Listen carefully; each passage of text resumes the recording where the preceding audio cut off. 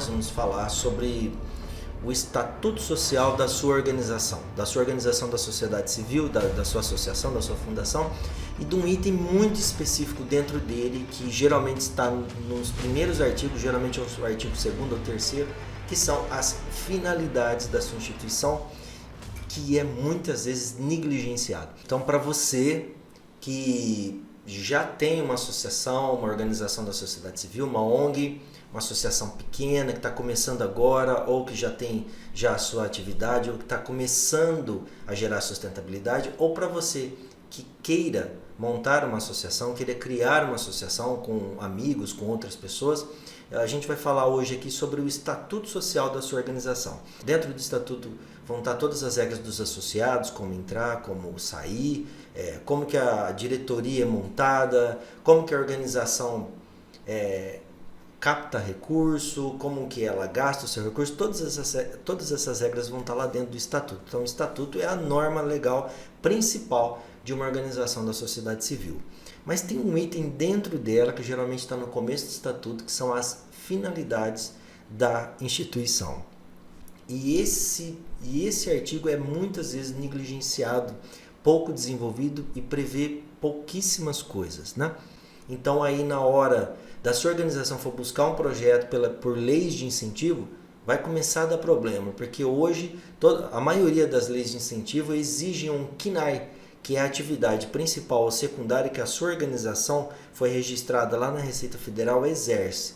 E para a Receita Federal reconhecer que você, por exemplo, tem uma atividade cultural ou esportiva, você precisa ter esse CNAE dentro do seu cadastro de pessoa jurídica, lá no seu cartão de CNPJ. E para que isso aconteça, há uma necessidade, há uma exigência legal que você preveja essas atividades dentro do seu estatuto.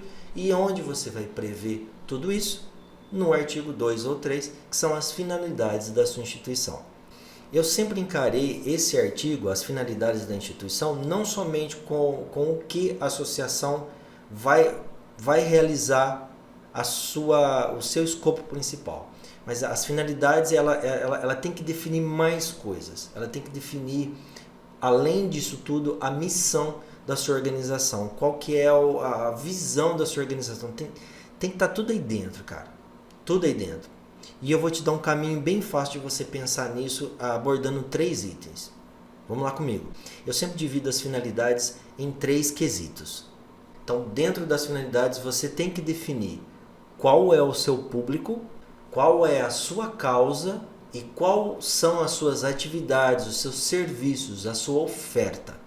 Você definiu esses 3 quesitos nessa sequência, vai ficar muito lógico para quem está lendo o seu estatuto entender o que a sua instituição, para quem a sua instituição foi feita, para quê e para quem, qual é a causa que você defende e como que você age para atender esse público fazendo aquelas atividades específicas. Então, é super bem estruturado dessa forma. Então, primeiro aqui, o público. Qual que é o público que você atende? Eu não estou falando só de gente aqui não, tá? Eu não estou falando só de homens e mulheres. Eu estou falando também, por exemplo, sobre meio ambiente, sobre defesa dos animais, sobre tudo, entendeu? Então, qual que é o público que você vai atender? Isso precisa estar muito especificado no seu estatuto. Depois disso, você conseguiu definir o seu público, aí você vai para as suas causas, que aí você vai elencar quais são as suas causas. E aí, por fim, você vai entrar num 3º quesito, que é as atividades que você vai realizar, que é o serviço.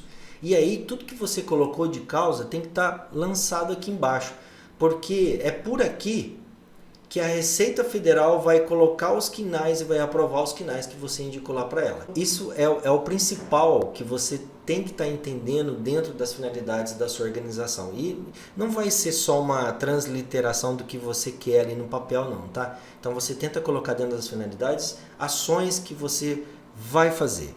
Às vezes são finalidades que você não executa hoje ainda, mas pense nelas, né? Então hoje a gente falou sobre as finalidades do estatuto, um artigo muito específico, muito importante, que a maioria das organizações deixam de lado, tem receio de colocar aquele monte de atividades. Eu sempre priorizo muito as finalidades mais abrangentes, mais híbridas. Você não precisa engessar a sua instituição. Se você ainda não consegue realizar todas aquelas atividades que estão ali, tudo bem, mas uma grande parte você realiza.